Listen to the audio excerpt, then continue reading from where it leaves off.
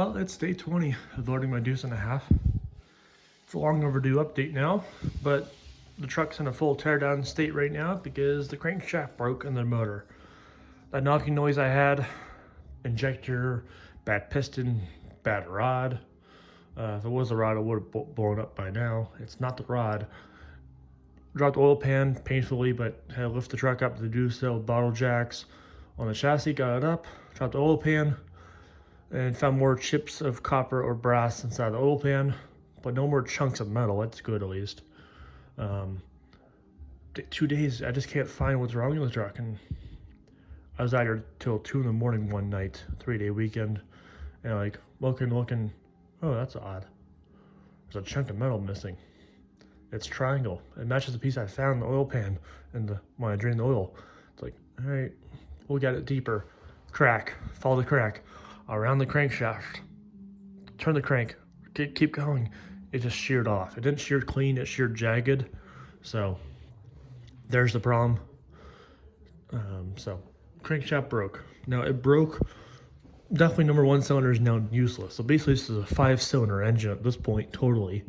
So the crank broke just past. So the complete cylinder, the rod. So you have a bearing here, the rod, and that rod bearing. They have a rod, and we have a bearing for the crank bearing that supports it all the way down this chain of the motor. After that second bearing, it's where it cracked. So it's supported here, and then crack, and it's holding up, and then bearing all the way down the back. So that's where it broke right there. So found the crack, great. Price of new crank is $250, not bad for a new crankshaft. I'm happy with the price. But no matter what, it involves a full teardown to pull the motor out to get to that back bearing to replace. You might as well do the rod bearings too while you're at it, but also how do you work on it upside down? It's doable probably in Vietnam, but we have a shop here. I prefer to work on it upright, but still you gotta lift it. How do you gotta do it upside down? You need a custom stand made. It's like, yeah, but I'll do it. Total rebuild's gonna be $800 plus. Luckily I don't have to pull heads off, but I probably still would replace the head of gasket just so it's good to know. It's good. It could fail at some point later on the road and doesn't just do it now. So do a full overblown overhaul of the motor at this point. Even though it has 591 hours on it, it's broke its crank. Don't know why, but I mean, main thing is it drove 1,000 miles and the last 120 miles it broke. So, I mean, he's just hauling full speed, but not hauling any weight. Probably hauling 1,000 pounds on the back bed of gear. That's it. But whatever, it broke. Deal with it. So that's the problem with the motor. The transmission, as Anthony spoke to me, he says, oh, it's input shaft. That's what's failing. Well, input shaft still could be loose. I'll probably check on it as the motor's coming off. But I checked all the gears. Gears are all in good shape. I think the big gear that sticks up high, which is that gear right there, it's got some wear right here on the teeth. I don't know where you're going to see it, but it's got some wear there. The gear down below is a lot worse, but nothing's, oh, never mind, I just saw a chip. Okay, we have a problem. I just spotted a chip right there. Okay, just saw that. Chip there. That's the major chunks missing, and then here. So, alright, that's new to me. But yeah, it's not bad. The only good thing I saw was those 2 gears. Then the synchro sets are up top. The very first synchro you see, it's got some minor wear, but no broken teeth as I see. So only gear things I've saw. That chip's new to me now. It's more concerning now, but so in shifting as you're driving it, it's fine. The biggest issue is going to 4th gear. You got to double clutch it to make it work. Other than that, it shifts fine. So that's that.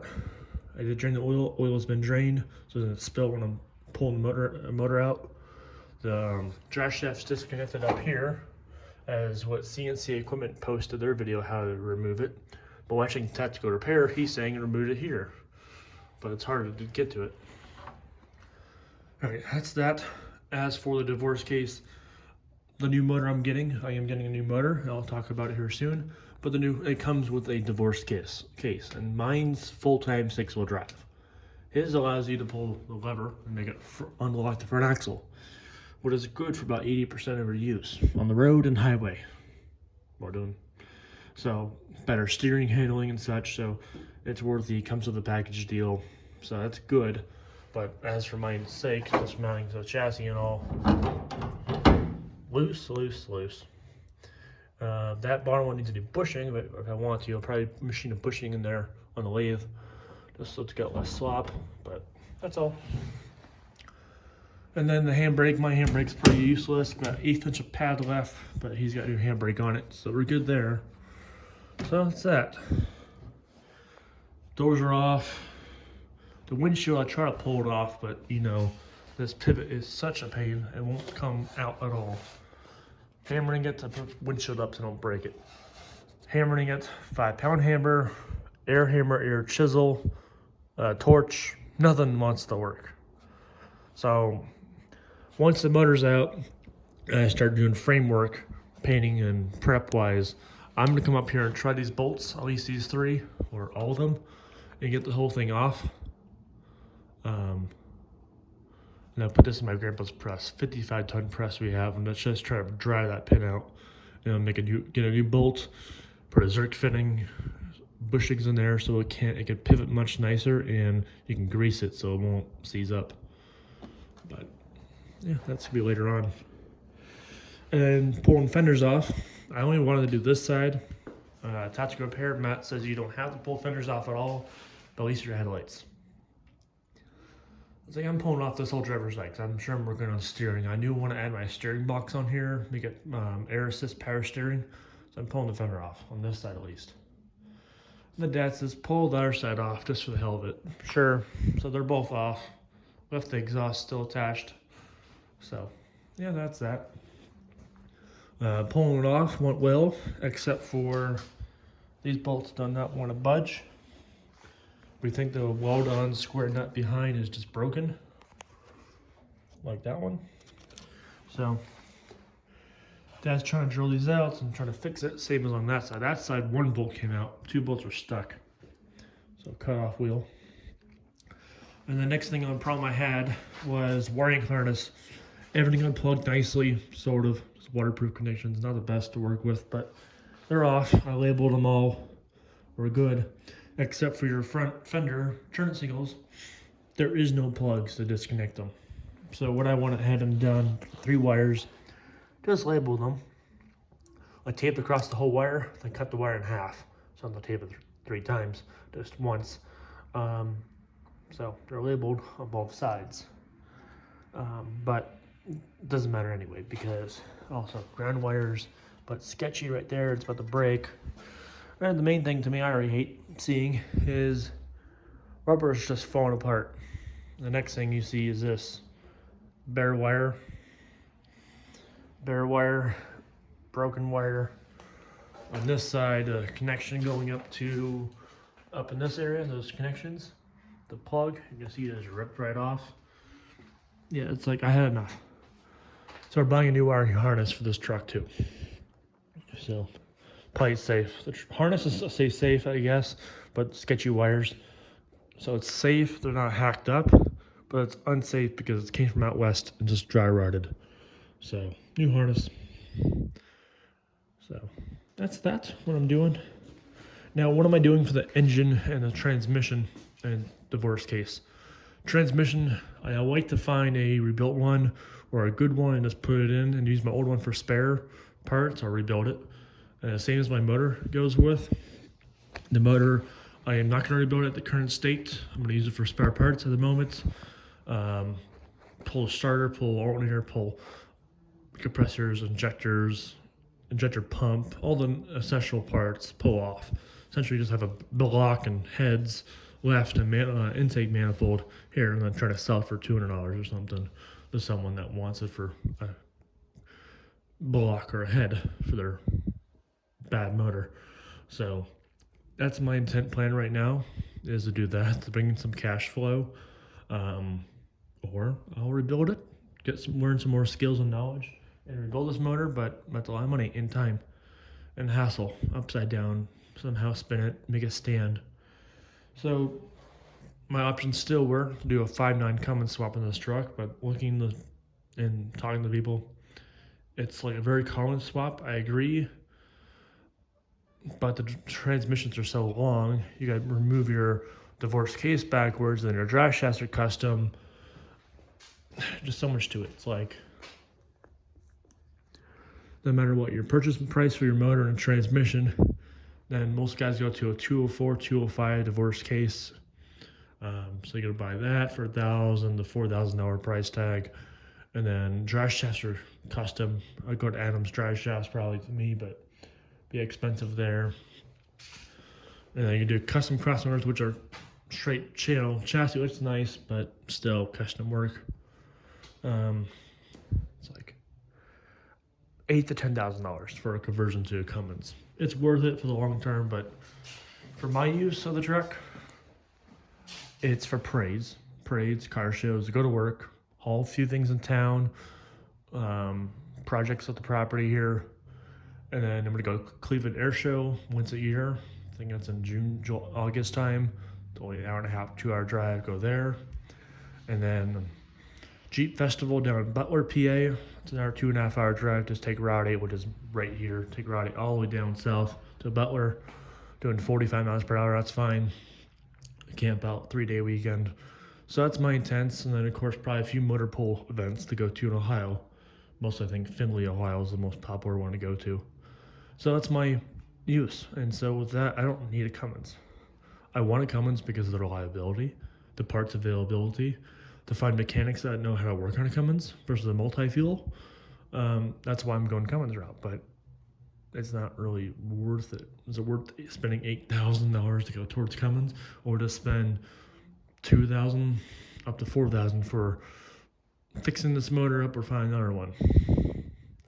That it's all factory and finds parts all fit exactly as they should, versus custom swap that's custom, so everything's, yeah. Anyway, not doing that. So what am I doing? Dad says go find a used motor somewhere, swap it in. On Marketplace about a month ago till now, and still there's only two options. One in Pittsburgh for $600 in his running truck. He's going Cummins, but unknown miles as I know of right now. Not many good pictures, no video of it running. It's like cheap. It's got a bigger turbo, air compressor upgrade. That's all it's got. They got a few perks, spin on filters. Okay, that's half the value there. So it's definitely worth it in parts, but how long till that motor will fail? It's unknown. So I'm gonna pass on that. Then I found another motor up in Syracuse, New York. The guy bought his truck from Boyce Equipment out west, custom ordered, full custom body and big tires on it, 5-ton steering, and yeah, everything's what he wants on it for his daily driver, because he does welding off-road, pipeline or whatever he does, not sure. He's putting a crane on the back end, welding rig, it's all painted black, it's bobbed, so that's his truck. Came with that stock motor, but it's got a few nice hyped up parts on it, and he's going 5.9 because he wants the speed to go to each job site and such. So his motor has 25 miles on it since it was overhauled at Boyce Equipment. I called him. You can go online and see the order of his truck, all the specs. So his truck comes with air compressor, better injectors, Westro turbo, alternator conversion, 5-ton steering, AC compressor to have AC in the truck, which I don't desire to have. Just open the window. So I'm gonna sell the AC compressor off. I'm told that's worth about $400 on the market, so I'll get some money back out on that. But yeah, he wants $4,000 our best offer. Got him down to $3,700 total for the package deal in cash. Can we do PayPal and stuff? Like, we can, but cash is king. If you want to do PayPal, it's $100, $150 extra. Okay, cash, I'll try. Made something work. I'm good. Tomorrow I'll have cash. We're good. So, but as of right now, it's the 14th of the month, and I'm not picking the motor up till like the first week of December, because of time frame for him. He's going to Florida and such. So I got about 3 weeks till I get the motor. So I got time to get my motor out, power wash the truck, and there's a lot of tar on this truck. It's all black tar. That's probably the coating to protect it, but it's fine. And it's from out west, no rust as I see, but I'm gonna get my needle scaler or wire wheel, just do what I can to remove it, and paint the truck back to green. The blue comes off, back to green. I want it to match my Woodland BDU jacket. If it's in here, I want it to be that green, which is probably factory green, I think. Check the back of the cab. It's the most untouched. I mean, that's probably the most factory color there is, but yeah, it's about that close. Yeah, it's about factory color, I'd say. So that's what I'm going with. I don't know what brand paint. I'm buying it by the gallon, of course, but then we're going to get a spray gun, air gun, spray it on properly like the military would do. Not just spray can or paintbrush it. But I do want to find the same paint and aerosol. Just have a nice case laying around for touch-ups. Areas where you can't reach. But so that's what we're doing there. So that's that. I had the money for the motor and such, but like, I'm also trying to sell tires in my RC cars and other things, my old winch off. So that's enough money to buy the motor, but it takes time to sell. And I don't want to be in a crunch of time to buy this. He's already got another buyer for it, and I'm first dibs on it, which is nice. So I don't want to lose that deal. So went to the bank, asked for a loan. Minimum is $5,000 I give out. 6 months, 1 year term. There's no difference in interest and such. Like, okay, 1 year for $5,000. I get the check tomorrow. They called me today, approved. So we're good. So yeah, Black Friday's coming up. We're buying this motor. We're buying a new wiring harness, new motor mounts, divorce case mounts, wiring harness. That's the main top 3 things we're getting. I need some shackles for the front end. I need some frame extensions for a winch. Eventually, I'm gonna get an electronic 24-volt winch. So I get frame extensions for now. Get a new cushion from the surplus. A new light switch to make this thing back to old manual switches, not these buttons. So doing that. This needs fixed for the wafer motor. That doesn't work. What else? Really it down here. His divorce case comes with a handbrake. That's good. Mine's like shot. Probably needs adjusted. His divorce case that comes with the truck. So his truck, his motor comes with a divorce case, but no 5-speed. But whatever. But his divorce case allows me to unlock the front axle versus mine's full-time 6-wheel drive. So I get that nice perk upgrade. I want to upgrade my valves. They're not bad, but eventually when I like to bob my bed, I'm going to keep my truck 6-wheel drive most of my life of owning the truck, but I want to bob the bed so you can move the spare tire up to here, like a 5-ton one have. A small mini crane back here to lift your tire, and lift a few things in the back bed if you can, like a small tractor. So mount a crane back here, and then more tools on this side, jerry cans, and then a small extra toolbox here. So it's hard to reach back here. So I'd like to make some kind of like lever system, so you can, right here, we're somewhat close, pull 2 levers, drain both tanks, same exact time, then those peacock valves. Just to improve maintenance, plus they're more visible here. Red handles, you can see them, walk by you to your inspection versus crawl underneath and try to do it. Just not the best. So, slight thing I'm gonna do there. Alright, that's really all. It's so simple of a truck. It's nothing to do. It's made for off-road. I'm not gonna go crazy. I will be doing bead locks, zipper singles, and big tires in the front winch next year.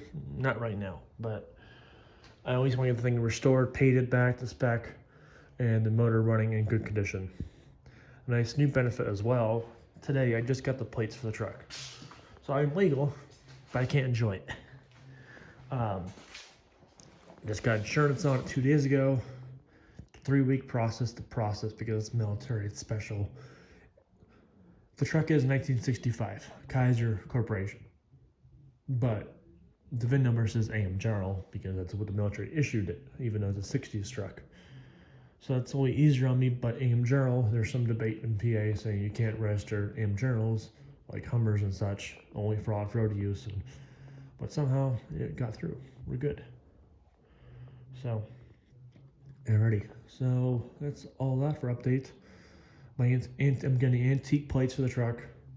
I tried for custom plates. I had a whole list of like 8 options, and she can check if they're available or not. And obviously, none are available except for one on the list I had. And I said at this point, just give me any random numbers. Well, at that point, so the plate I'm getting will say ESCB. So for most people, it's just random letters. Could be an abbreviation for military term, which it sort of is, but for me at least, I was in U.S. Navy Sea Cadets as a kid from age 13 to 18 for 7 years or so. I reached Petty Officer second class rank as a cadet. Did elite cadets from E1 to PO3, and then jumped to Sea Cadets when I turned a certain age, and then the Sea Cadets from E1 all the way up to PO2, and then I had to leave because I started working a job. I can't come in on Saturdays on drill, so I ended shortly. But that was like 3rd highest rank before I left in the group of like 10 of us total.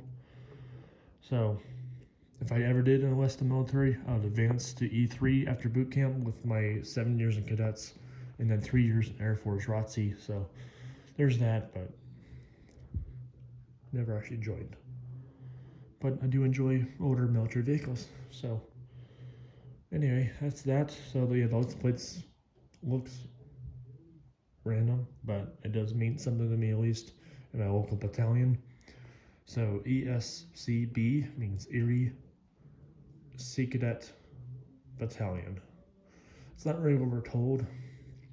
It's usually called United States Naval Sea Cadet Corps. That's what it usually says in our like a badge for your uniform says U.S. Navy. It says that instead. That's what it usually says, but I had to make it even shorter, just down to the city where our battalion is, and Sea Cadets, and then battalion. So, that works.